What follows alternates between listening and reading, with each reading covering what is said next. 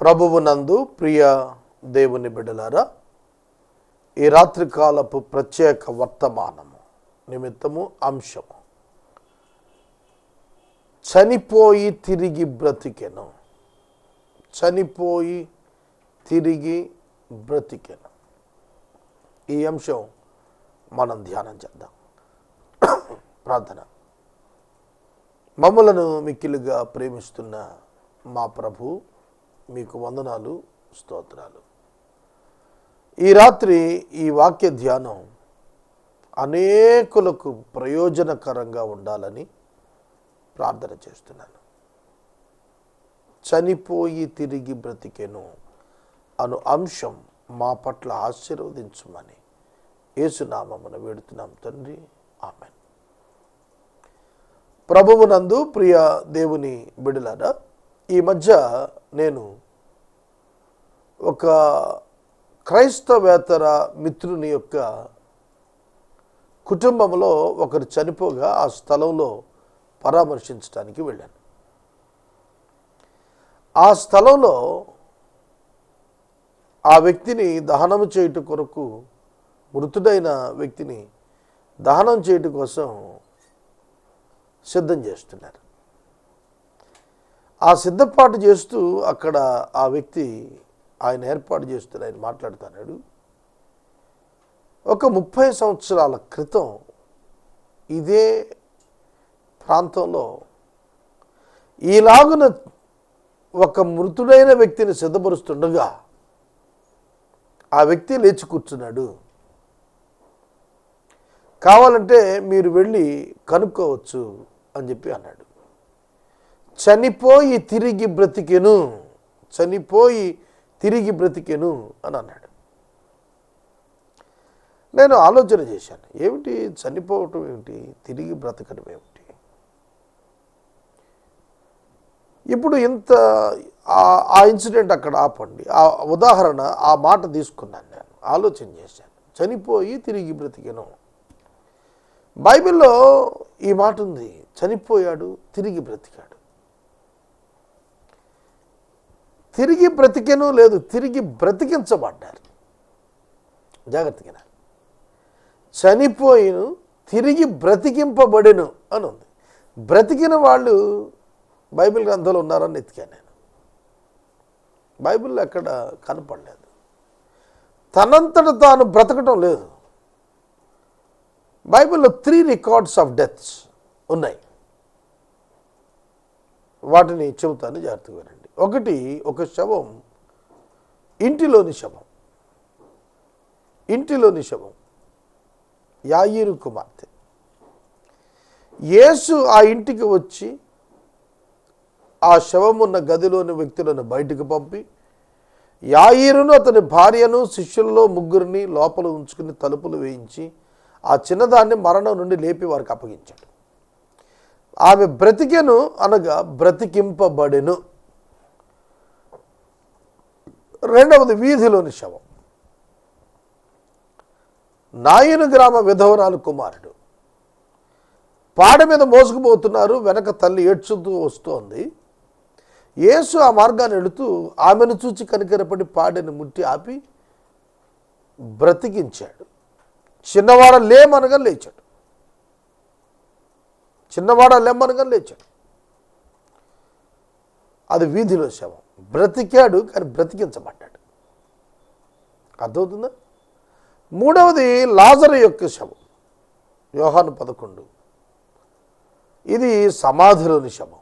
3 రోజులు అయిపోయింది పెట్టి, లెగలేదు తనంతట తాను. యేసు పిలిచాడు, లాజరు బయటికి రమ్మని. లేచాడు, లేపబడ్డాడు. అర్థమవుతుందా? చనిపోయి తిరిగి బ్రతికిన వాడు ఎవడు లేడు, ఒక్క ప్రభువైన యేసుక్రీస్తు తప్ప. మరి ఏమిటి ఇక్కడ ఇలా చెప్పారు? చనిపోయిన వ్యక్తి బ్రతికాడని చెప్పారు ఏమిటి అంటే, అసలు వాడు చనిపోలేదన్నమాట. కోమాలోనో లేకపోతే బ్రెయిన్ డెడ్ క్యాండిడేట్ ఏదైనా జరిగి ఉండి కొందరు చచ్చిపోయాడు అనుకొని చెప్పి, ఎందుకంటే డాక్టర్ సరిగా ధృవీకరించకుండా కొందరు వ్యక్తులు తీసుకొచ్చేస్తుంటారు. అట్లాంటి సందర్భాల్లో డాక్టర్స్ యొక్క ధృవీకరణ లోపం వల్ల కొన్ని ఇన్సిడెంట్స్ ఇట్లాంటివి జరిగాయి. కనుక చనిపోయి బ్రతుకునంటే ఫిజికల్ డెత్ గురించి యేసుక్రీస్తు ప్రభు. అయితే ఇదే మాట చనిపోయి తిరిగి బ్రతికెను అనే పదం బైబిల్ గ్రంథంలో నాకు లూకాసు వార్తలో 15వ అధ్యాయంలో 2 సార్లు కనపడింది. ఒకసారి నా కుమారుడు చనిపోయి బ్రతికెను అన్నాడు, మరొక చోట నీ తమ్ముడు చనిపోయి బ్రతికాడు, తిరిగి బ్రతికాడు. ఇదేమిటి? ఈ పదం నన్ను ఆకర్షించింది. అసలు చనిపోవటం అంటే ఏమిటి, తిరిగి బ్రతకడం అంటే ఏమిటి, ఏం జరిగింది అక్కడ, అసలు ఎందుకు ఈ పద ప్రయోగం చేశాడు అక్కడ అనేది నేను ఆలోచించడం మొదలుపెట్టాను. మనందరికీ తెలిసిందే క్రైస్తవులంగా తప్పిపోయిన కుమారుని వృత్తాంతంలో ఈ చనిపోయి తిరిగి బ్రతికిన వ్యక్తిగా చిన్న కుమారుడు కనిపిస్తున్నాడు. ప్రియమైన దేవుని బిడ్డలారా, ఒక ధనవంతుడు ఉన్నాడు, ఒక తండ్రి ఉన్నాడు, అతనికి 2 కుమారులు ఉన్నారు. ఈ స్టోరీ తెలియని క్రైస్తవుడు లేడు. నేను కొద్దిగా మాటలు చెబుతాను, జాగ్రత్తగా వినండి. ఈ 2 కుమారులలో చిన్నవాడు కొంచెం ఓవర్ యాక్టివ్, కొంచెం చురుకైన వాడు, అధిక చురుకు. తన తండ్రి వ్యాపారం చేస్తూ చూశాడు కదా, కాబట్టి తాను అనుకున్నాడు నేను కూడా తండ్రిని విడిచి దూరంగా వెళ్ళి వ్యాపారం చేయాలి. అర్థమవుతుందా? ఎప్పుడైతే తండ్రిని విడిచి దూరంగా వెళ్ళి నేను వ్యాపారం ఇండిపెండెంట్గా చేయాలనుకున్నాడో ఆలోచించకుండా తండ్రి దగ్గరికి వచ్చేసాడు. తండ్రి ఆస్తిలో నాకు వచ్చు భాగం ఇమ్మని తన తండ్రిని అడిగాడు. అతడు వారికి తన ఆస్తిని పంచిపెట్టాడు. మీరు గమనించాలి, తండ్రి సొమ్ము పాడు చేశాడు కాదు, నాకు వచ్చు ఆస్తి అన్నాడు. చాలా జాగ్రత్తగా వినాలి. తండ్రి నాకు వచ్చు ఆస్తిని నాకు ఇవ్వు అని అన్నాడు. మీకు విషయం తెలుసా, స్వార్జితం మీద ఎవరికీ హక్కు లేదు. ఉదాహరణకి మా నాన్న ఒక ఇల్లు కట్టుకున్నాడు, మా నాన్నగారి యొక్క ఇంటి మీద నాకేం హక్కు? కానీ నా పిల్లలు ఉన్నారు చూశారు, మనుమలు, వారికి హక్కు ఉంది. మనవాళ్లకు తాతగారి ఆస్తి మీద హక్కు ఉంది, కుమారుడికి ఎక్కడుంది స్వార్జితం మీద? పిత్రార్జితం తండ్రి అనంతరం సంక్రమించేదే. కనుక ఇక్కడ నేను అనుకుంటాను ఇది తాతల నుండి వంశపారంపర్యంగా వస్తున్నటువంటి ఆస్తులు ఉంటాయి. అందుకని అన్నాడు నాకు వచ్చేటువంటి ఆస్తిని నాకు ఇవ్వన్నాడు. అతనేమో ఇల్లీగల్గా అడగలేదు. జాగ్రత్తగా వినాలి. అసలు ఎక్కడ చనిపోయాడు? ఉద్దేశం మంచిదే, వ్యాపారం చేయాలనుకునేది. తన ఆస్తిని అడిగాడు, అది కూడా మంచిదే, తప్పులేదు. తన సామర్థ్యం మీద నమ్మకం ఉంది. అయితే అతడు తాను రాబోయేటువంటి శోధనను గుర్తెరగలేదు. తను మెచ్యూర్డ్గా ఉన్నానని తను అనుకున్నాడు, కానీ తన తండ్రికి తెలుసు తన కుమారుడు ఎంత మెచ్యూర్డ్. నేను డిగ్రీ అనంతరం మా నాన్నగారి దగ్గరికి వెళ్ళి అడిగాను, నేను MBA చదవాలనుకుంటున్నాను, పూనా వెళ్తాను, నేను అక్కడ చదువుకుంటాను అని చెప్పి అడిగాను. నా విద్యా సొగసు నా తండ్రికి తెలుసు కదా. ఆయన అన్నాడు, తెలుగు మీడియంలో బీకామ్ అత్యవసర మార్కులతో పాస్ అయ్యావు కాబట్టి ఎంకామ్ చేసుకో, ఇక్కడే కంటిన్యూ అవ్వు. ఎంకామ్ చదివిన తర్వాత ఆ పోస్ట్ గ్రాడ్యుయేషన్ అయిపోతే స్థిరపడతావు చక్కగానైనా, అంత దూరం వద్దన్నాడు. నేను వెళ్ళలేదు. నేను అనుకున్నాను నేను బాగా చదవగలుగుతాను, నేను అచీవ్ చేయగలుగుతాను అనుకున్నాను, కానీ ఏ ప్రమాదంలో పడతానో నాకు తెలియదు. అర్థమవుతుందా? మా తండ్రికి తెలుసు కదా నేను నా చదువు ఎంత, నా కెపాసిటీ ఎంత అన్నీ ఆయనకి తెలుసు. కనుక ఆ తండ్రి ఎదురు చూశారు. లోకా 15లో తండ్రి తనకు తెలుసు తన బిడ్డ ఏమిటి, తన సామర్థ్యం ఏమిటి, తనకున్నటువంటి వీక్నెసెస్ ఏమిటి, అన్నీ కూడా ఆయనకి తెలుసు. ఎక్కడ పడతాడు, రాబోయే ప్రమాదం ఏంటనేది అతనికి తెలుసు. అడిగినప్పుడు ఆస్తి పంచిచ్చేశాడు. తన న్యాయాన్ని తను పాటించాడు. తన ఆస్తిని అడిగాడు, తన ఆస్తిని తనకి ఇచ్చాను అంతే. ఆయన న్యాయవంతుడిగా కనపడ్డాడు ఆస్తి ఇచ్చినప్పుడు. అయితే అతడు కొన్ని దినములైన తరువాత, కొంచెం జాగ్రత్తగా ఆలోచించాలి మీరు, కొన్ని దినములైన తర్వాత ఆ చిన్న కుమారుడు సమస్తం కూర్చుకొని దూరదేశానికి వెళ్ళిపోయాడు. అక్కడ తేడా వచ్చింది. తండ్రి ఆస్తి తీసుకున్నాడు, వ్యాపారం ప్రారంభించాడు, అక్కడి వరకు బాగానే ఉన్నాడు. కానీ కొన్ని దినాలైన తర్వాత అతడు ఇండిపెండెంట్ బిజినెస్ ప్రారంభించిన తర్వాత అతడు రాంగ్ మోటివేషన్స్ వైపు అడుగులు వేశాడు. చాలా సందర్భాల్లో మనం కూడా అంతే. మనం ఒక హెడ్ కింద, ఒక తండ్రి కింద బతుకుతున్నప్పుడు చాలా ప్రొటెక్టెడ్ లైఫ్లో జీవిస్తాం. ఇండిపెండెంట్ ఎప్పుడైనా అయ్యామో అయినప్పుడు జరిగే ప్రమాదాలను మనం అంచనాలు వేయలేకపోతే నష్టపోతుంటాం. అందుకనే ఒకప్పుడు ఉమ్మడి కుటుంబాలు సక్సెస్ఫుల్గా ఉండేవి. ఇండివిజువల్ ఫ్యామిలీస్ ఉండేవి కాదు, అప్పుడు ఉమ్మడి కుటుంబాలు, జాయింట్ ఫ్యామిలీస్ ఉండేవి. దానిలో చాలా కౌన్సిలింగ్స్ ఉంటాయి. ఒక బిడ్డ ఎక్కడికైనా వెళ్ళాలి అని అంటే నలుగురు కూర్చొని ఆలోచించి తీర్మానం చేసి నిర్ణయం తీసుకుని బాధ్యతలు తీసుకొని వాళ్ళని ఇంకో చోట అప్పచెప్పి వాళ్ళని చూసి వచ్చేవాళ్ళు. ఇప్పుడు ఏమీ లేవు. కాబట్టి ఈ యొక్క కుమారుడు కొద్ది దినాలైన తర్వాత సమస్తం కూర్చుకొని దూరదేశం వెళ్ళిపోతున్నాడు. అక్కడ అతని పతనం ప్రారంభమైంది. అక్కడ చెడ్డ స్నేహితులతో దుర్వ్యసనాలకు బానిస అయిపోయాడు. ఆస్తంతా కరిగిపోయింది. చాలా దూరం వెళ్ళిపోయాడు. ఆస్తి అంతా అయిపోయింది. స్నేహితులందరూ వెళ్ళిపోయారు. ఆఖరికి తన ఆకలిని తీర్చుకోవటానికి పందుల పొట్టు తినైనా నేను బ్రతకాలి అనేటువంటి కాన్సెప్ట్లో ఒక పందుల వ్యాపారి దగ్గర పనికి కుదిరాడు. యూదుల్లో పంది హేయమైనదిగా ఎంచుతారు. అట్లాంటి హేయమైన పందులకు కూడాను సేవ చేసేంతటి సేవకుడిగా మారిపోయాడు. ఎటువంటి వాడు, ఒక యజమానుడిగా అనేక మంది సేవకులను కలిగిన మహాఘనతలో ఉన్నటువంటి ఆ వ్యక్తి నీచమైన పందులకు సేవ చేసే సేవకుడిగా, పందుల పొట్టు తినేవాడికి వెళుతున్నాడంటే ఆ పందుల యజమానుడి దగ్గర ఒక సేవకుడిగా వెళ్ళిపోయాడు.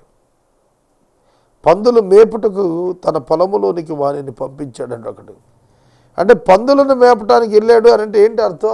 ఆ నిషిద్ధమైన జంతువు కదా పంది వారికి, యూదులకు.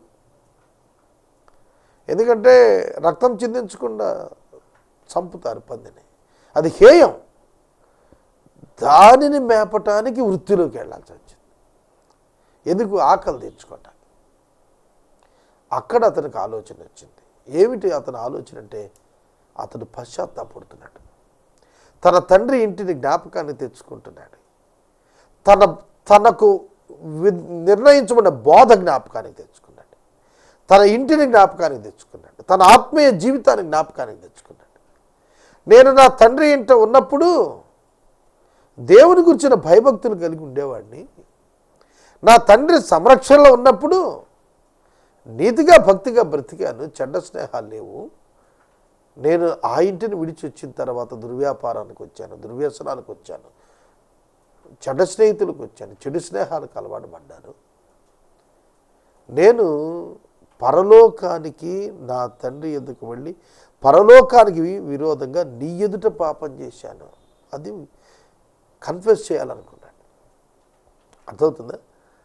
పరలోకానికి వ్యతిరేకంగా నేను పాపం చేశాను, తండ్రి నీ ఎదుట నేను పాపం చేశాను. కాబట్టి అతను తప్పిదం అతనికి అర్థమైపోయింది. ఎప్పుడైతే అది అర్థమైందో తను అనుకున్నాడు, నేను కుమారుని అనిపించుకోవడానికి అసలు యోగ్యుడు కాదు కాబట్టి నీ పని వాళ్ళలో ఒకటిగా పెట్టుకో.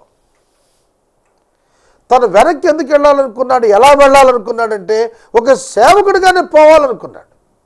కుమారత్వానికి పనిచేయను నేను, కానీ ఆ ఇల్లు వదలలేను కనుక ఆ ప్రభావాన్ని మరలా కోరుకుంటున్నాడు. అతను వెనకకు తిరిగి వచ్చాడు.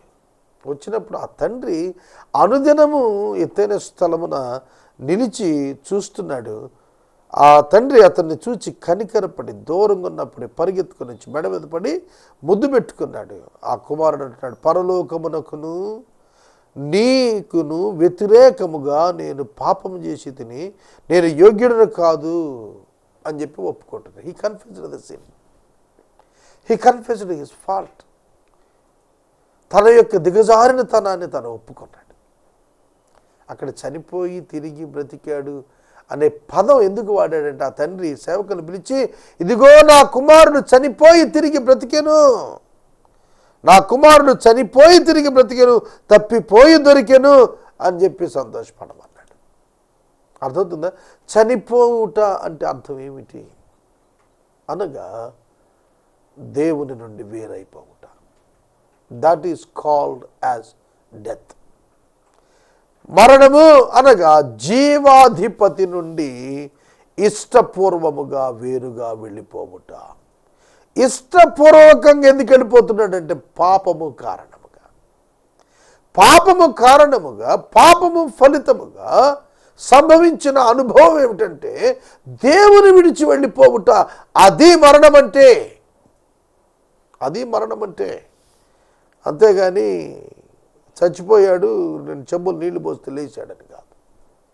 ఆ మరణము నుండి తప్పించుకున్నాడు, తిరిగి వచ్చాడు, బతికాడు. చాలా సంతోషపడ్డాడు. ఆ తండ్రి ఉంగరం పెట్టాడు, వస్త్రం ఇచ్చాడు, స్నానం చేపించాడు, విందు చేపిస్తున్నాడు. దాసుడిగా రావాలని కోరుకున్న వాడికి మళ్ళా కుమారత్వం ఇచ్చాడు. ఈ సంబరము పొలానికి వెళ్ళి తిరిగి వచ్చిన పెద్ద కుమారుడు చూచి అడిగాడు, ఏం జరుగుతుంది, ఎంత ఆనందంగా ఉన్నారంటే, నీ తమ్ముడు తిరిగి వచ్చాడు, మీ తండ్రి సంబరం చేయిస్తున్నాడు. ఆయన కోపం వచ్చేసి, ఇదేమిటి, జాగ్రత్తగా వినాలి, ఇదేమిటి, నేను విధేయతగా ఉన్నాను, నాకు ఎప్పుడు కూడా మేకపిల్లనివ్వలేదు, కోసుకొని తినమనలేదు, ఫ్రెండ్స్తో ఎంజాయ్ చేయమనలేదు, కానీ వీడు తప్పు చేసి వెళ్ళిపోయాడు, వద్దని వెళ్ళిపోయాడు, అంతా పాడు చేసుకుని వచ్చాడట. అతనికి మరలా ఏమిటి అలిగాడు, ఇంటి బయట కూర్చున్నాడు. అప్పుడు ఆ తండ్రికి తెలిసింది పెద్ద కుమారుడు వచ్చాడని. అతడు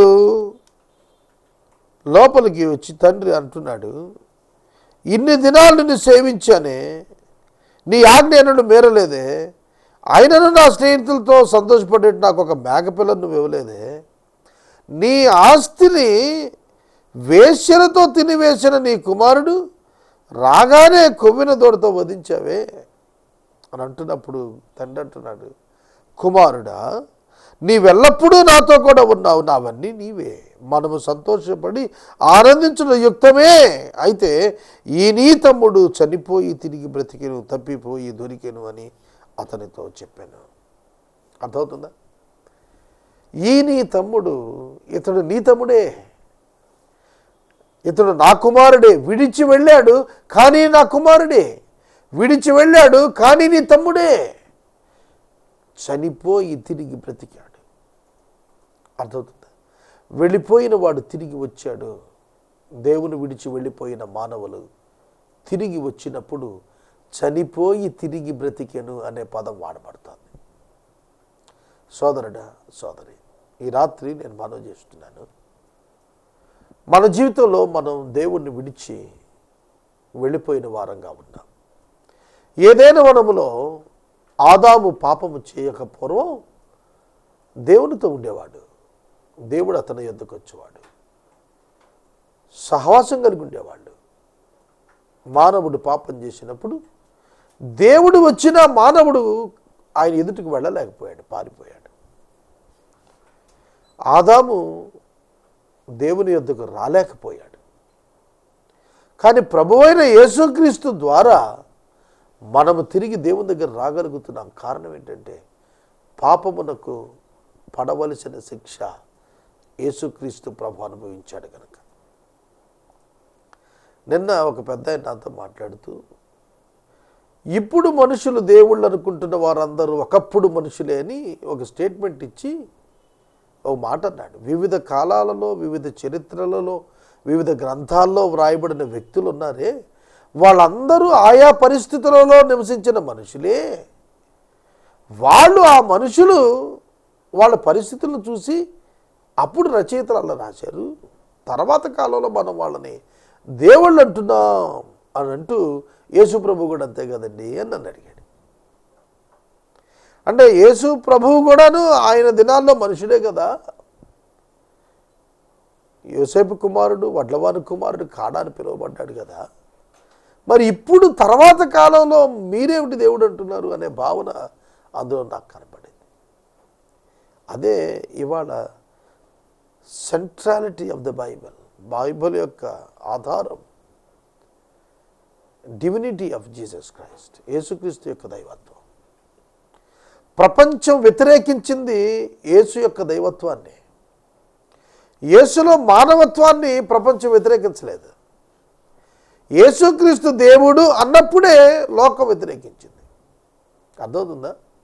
కనుక దేవుడు నరుడిగా వచ్చాడనే దాన్ని ఒప్పుకోలేకపోయారు.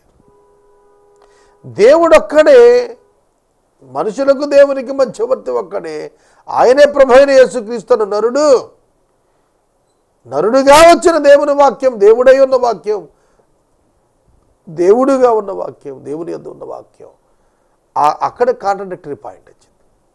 కనుక నేను మనం చేస్తున్నాను, యేసునందు విశ్వాసం ఉంచిన వారు చెప్పగలుగుతారు, చనిపోయి తిరిగి బ్రతికాం, చనిపోయి తిరిగి బ్రతికాం. ఎఫెసీ పత్రిక 2వ అధ్యాయంలో చెబుతాడు పౌలు గారు, మీరు అపరాధముల చేతను పాపముల చేతను చచ్చిన వారై ఉండగా, వింటున్నారా? మీరు అపరాధముల చేతను పాపముల చేతను ఎలా ఉన్నారట? చచ్చిన వారై ఉన్నారు అన్నాడు. ఎక్కడ చచ్చిన వారై ఉన్నారు? ఎఫెసీ పత్రిక 2వ అధ్యాయం 1వ వచనం. ఆయన మిమ్మును క్రీస్తుతో కూడా బ్రతికించెను. ఎక్కడ చచ్చిపోయారు, ఎక్కడ బ్రతికారు, ఇది అర్థం కావాలి. ఇప్పుడు నేనున్నాను, 1969లో పుట్టాను, ఇప్పుడు బ్రతికున్నాను. కానీ నేను ఎక్కడ చచ్చిపోయాను, నేను ఎక్కడ బ్రతికాను, ఇది నాకు తెలియాలి కదా. నేను ఎక్కడ చనిపోయాను? ఆదామునందు నేను దేవునికి దూరం అయ్యాను, అప్పటి నుండి నేను దూరంగానే ఉన్నాను. నేనేమిటి ఆదామునందు దూరం అయిపోవటం ఏమిటి? ఆదాములో ఉన్నవాడినే కదా నేను. మానవులకు ఒకే తండ్రి, ఆ ఒక్కడు ఆదామే. కనుక ఆదాము యొక్క గర్భాన మానవ జాతి అంతా ఉన్నారు ఆదాము పాపం చేసినప్పుడు. కనుక ఆదాము నుండి సంక్రమణ పాపము మానవుల యొక్క అంతరంగంలోనికి వచ్చి ఉన్నది. మనం ఆదామునకు వెలుపటి వారం కాదు, ఆదామునకు లోపటి వారం మనం. కనుక అపరాధము చేత మనం చచ్చిన వారం ఉన్నాం. అంటే దేవుని నుండి దూరమైన వారు అని అర్థం అండి. అపరాధము చేత చచ్చిన వారు అంటే దేవునికి దూరంగా ఉన్నవారము, దేవుని ఎరుగని వారము, దేవునితో సంబంధం లేని వారము, దేవుని యొద్దకు రాలేకపోయిన వారము. అటువంటి మనలను క్రీస్తుతో కూడా మనలను బ్రతికించిన ఆయన, అంటే దేవుడే మనలను క్రీస్తుతో కూడా బ్రతికించను. ఎక్కడ బ్రతికాము, ఎక్కడ చచ్చాము? ఆదాము నందు చచ్చిపోయాము, క్రీస్తు యేసు నందు బ్రతికాము. సిలువలో యేసు చేసిన త్యాగాన్ని బట్టి ఆదినాన దేవుడు యేసును అంగీకరించినందున ఆయన యందు మనము బ్రతికి ఉన్నాము. ఆదాము పాపం చేసినప్పుడు ఉనికిలో లేని మనము ఆదామును బట్టి పాపముగా ఎంచబడితే, క్రీస్తు శిలువయాగం దినమున ఉనికిలో లేని వారముగా కనబడుతున్న మనము క్రీస్తు యేసు నందు మనము బ్రతికిన వారంగా మారాము. అందుకే విశ్వాసము ద్వారా ఆదామునందు మృతి పొందామనియు, విశ్వాసము ద్వారా యేసునందు జీవించి ఉన్నామనియు, తిరిగి బ్రతికి ఉన్నామనియు మనలను మనమే ఎంచుకొనుచు ఉన్నాము. అదే రక్షణ. క్రీస్తు యేసునందున్న వారికి ఏ శిక్షా విధి లేదని దేవుడు ప్రకటించిన ఆ శాసనాన్ని నమ్మినందున నేను బ్రతికి ఉన్నాను. మరణములో నుండి జీవములోనికి నేను దాటిపోయి ఉన్నాను. చనిపోయి బ్రతికాము అంటే అర్థం ఏమిటో తెలుసునా? ఆదామునందు మృతునందాము, యేసుక్రీస్తునందు సజీవంగా ఉన్నాము. సోదరుడా, సోదరి, ఈ రాత్రి వాక్యం వింటున్న నీవు లూకాసు వార్త 15వ అధ్యాయంలో చనిపోయి తిరిగి బ్రతికిను అనే పదం అర్థం చేసుకోవాలి. ఇది ఫిజికల్ డెత్ను గూర్చి చెప్పిన మాట కాదు. తప్పిపోయిన ఆ చిన్న కుమారుడు చనిపోలేదు భౌతికంగా, కానీ ఆధ్యాత్మికంగా చనిపోయాడు, తండ్రి నుండి దూరంగా వెళ్ళిపోయాడు, మరలా తిరిగి వచ్చాడు. అందుకే అన్నాడు చనిపోయాడు తిరిగి బ్రతికాడు, అంటే వెళ్ళిపోయాడు తిరిగి వచ్చాడు. వెళ్ళిపోయాడు తనంతట తాను, తిరిగి వచ్చాడు మారు మనసు పొంది. కాబట్టి ఈ రాత్రి వాక్యం ఉంటుంది మీరు తెలుసుకోవాలి. చనిపోయి మరల బ్రతికెను అనగా పాపము వలన దేవునికి దూరమైన మనము ప్రభువైన యేసుక్రీస్తు నామమునందల విశ్వాసము మూలముగా దేవునితో సమాధానపరచబడిన వారమై, ఐక్యపరచబడిన వారమై, సమీపస్తులుగా మనం మారాలి. రాత్రి అట్టి భాగ్యం వాక్యం వింటున్న ప్రతి ఒక్కరికి కలగాలి. ఆ ధనవంతుడు, ఆ తండ్రి తన కుమారుని ప్రేమించి తిరిగి అతనికి సింహాసనం ఇచ్చాడు. అయితే పెద్ద కుమారుడు ఇంటి వెలుపల నిలిచిపోయాడు. తండ్రి బయటకు వెళ్ళి బ్రతిమలాడుతున్నాడు, లోపలికి రమ్మని బ్రతిమలాడుతున్నాడు. దేవుని నుండి దూరమైపోవటానికి కారణం ఏమిటి? చిన్న కుమారుడు పాపము మూలముగా దూరమయ్యాడు. పెద్ద కుమారుడు యొక్క పాపం ఏమిటి? తండ్రి యొక్క మంచితనాన్ని, ప్రేమను అంగీకరించలేకపోవటం. అంటే ధర్మశాస్త్ర సంబంధమైనటువంటి క్రియల చేత తండ్రితో సంబంధం కలిగి ఉండాలనే ప్రయత్నం. అలాంటి వారు వెలుపటే మిగిలిపోతారు. పశ్చాత్తాపంతో, కృపతో తండ్రి చెంతకు రావాలనుకునే వాళ్ళు రాగలుగుతారు, కానీ ధర్మశాస్త్ర ప్రకారమైన క్రియల మూలంగా దేవుని చెంతకు రావాలని ప్రయత్నం చేసిన వారు రాలేరు. వారు బయట మిగిలిపోతారు, వారు చచ్చిన స్థితిలోనే ఉండిపోతారు. కనుక ఈ ప్రత్యేక ఉపమానంలో చనిపోయి తిరిగి బ్రతికిన వాడు చిన్న కుమారుడైతే, బ్రతికిన స్థితిలో ఉన్నట్టుండి వెలుపటికి వెళ్ళి మరలా తిరిగి లోపలికి రానివాడుగా పెద్ద కుమారుడు ఉన్నాడు. నీవు దగ్గరకు వస్తున్నావా? తండ్రికి పశ్చాత్తాపడుతున్నావా? పాపక్షమాపణ కోరుతున్నావా? దేవుడు కరుణిస్తాడు. ఈ వర్తమానం నేను చెబుతుండగానే చనిపోయి తిరిగి బ్రతికెను అనే పదం యొక్క నెరవేర్పు నేను చూడగలిగాను. ఇది దేవుని మహాకృప, ఆయనకు అసాధ్యమైంది ఏది లేదు. ప్రార్థన చేసుకుందాం. తలలో ఉంచండి. మమ్మలను మిక్కిలుగా ప్రేమిస్తున్న మా తండ్రి, వందనాలు. మీరు సజీవుడు, మీరు మాట్లాడతారు, మాట్లాడినది నెరవేరుస్తారు. మీ వాక్యం ద్వారా మీరు మాట్లాడుతున్నప్పుడు మీ స్వరాన్ని ఎరుగుట మాకు నేర్పండి. మా ప్రేక్షకులను దీవించండి ప్రభు. మీ యొక్క కృప మాకు ఇవ్వండి. మా ప్రేక్షకులు రక్షించబడాలి, సహాయం చేయండి. యేసు నామమున వేడుచున్నాం తండ్రి, ఆమేన్. తండ్రి అయిన దేవుని ప్రేమ, కుమారుడైన యేసయ్య కృప, పరిశుద్ధాత్మని కన్య సహవాసం సదాకాలం మనందరికీ తోడైన కాక. ఆమేన్.